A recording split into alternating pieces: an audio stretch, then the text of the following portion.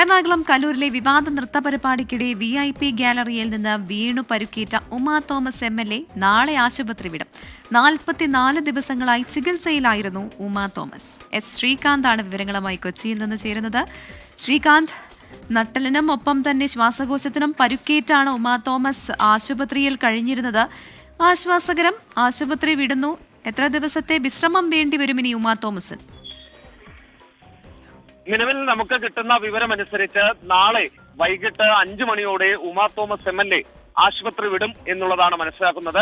45 ദിവസം മനസ്സിലാക്കുന്നത് 45 ദിവസം ആശുപത്രിവാസം കഴിഞ്ഞാണ് ഉമാ തോമസ് MLA ഇപ്പോൾ സുഖമായി വീട്ടിലേക്ക് മടങ്ങാനൊരുങ്ങുന്നത്.